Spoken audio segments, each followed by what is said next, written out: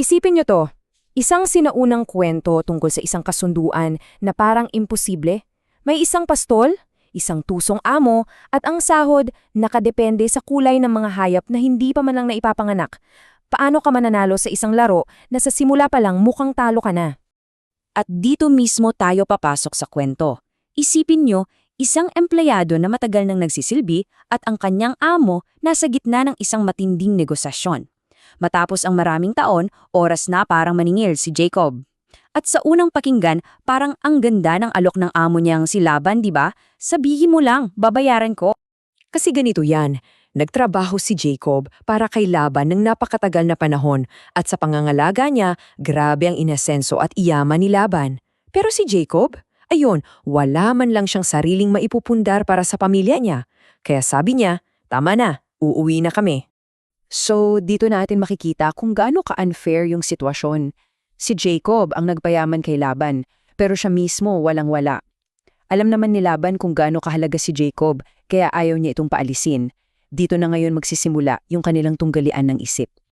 At dito na nag-iba ang usapan. Kasi si Jacob, hindi siya humingi ng pera. Ang hiningi niya, isang bagay na parang sugal. Sabi niya, okay, wag mo kong bayaran ng kahit ano ngayon. Ang magiging sahod ko, lahat ng tupa at kambing na ipapanganak na may batik, may tadpi o maitim ang kulay.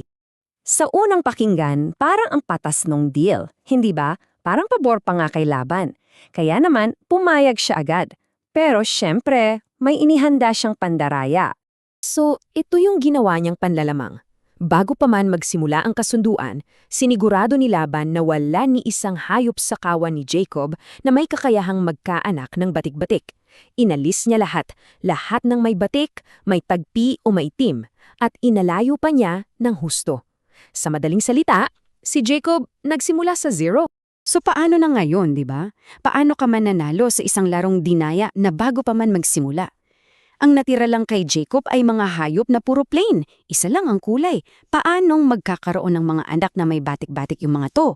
Anong sikreto ang meron siya? Akala mo siguro kung anong high-tech na paraan, pero hindi. Ang solusyon ni Jacob, mga sariwang sanga lang ng puno. Simpleng mga bagay lang na makikita sa paligid. Pero ano kayang gagawin niya sa mga to? At eto na, pakinggan niyo tong kakaibang diskarte niya. Binalatan niya yung mga sanga para magkaroon ng mga guhit na puti. Tapos, inilagay niya sa mga painuman kung saan nag-aasawahan yung mga hayop. At ang resulta, kakaiba. Yung mga anak na ipinanganak, meron ng mga guhit, batik at tagpi. Eksakto kung anong kailangan niya para sa sahod niya. Pero teka, hindi pa dyan natatapos. May isa pa siyang alas. At ito yung pinakatalino sa lahat. Yung totoong masterstroke ng plano niya, ay hindi lang tungkol sa mga sanga. Ito yung ginawa niya. Yung diskarte niya sa mga sanga, ginagamit lang niya kapag yung mga pinakamalalakas na hayop ang nag-aasawahan. Kaya yung mga anak nila na malusog at may batik, sa kanya napupunta. Pero kapag yung mga mahihinang hayop na yung mag-aasawahan, hindi niya inilalagay yung mga sanga. Kaya yung mga anak nila, plain pahen at kay Laban napupunta. Ang galing, di ba? At dahil sa estratehiyang yan, yung inaakalang dehado, biglang naging lamang. Yung laro na dapat sana ay talo na siya, yun pa pala ang naging daan para sa napakalaki niyang tagumpay. Talagang nabaliktad ang sitwasyon. At ang naging bunga nito, hindi lang siya nanalo ng ilang hayop, si Jacob ay naging labis na masagana. Ibig sabihin, pinag-uusapan natin dito yung sangkatutak na hayop, nagkaroon siya ng mga alipin, mga kamelyo, mga asno. Mula sa pagiging isang manggagawang walang-wala, naging isang napakayamang krao. So, ano nga ba talaga ang kwento dito? Ito ba ay isang himala? O baka naman may alam na sila noon tungkol sa genetics na hindi pa natin lubos na nauunawaan ngayon? O marahil ito ay isang kwento lang talaga ng isang taong ginamit ang talino at diskarte para madaig ang isang hindi pantay na sistema?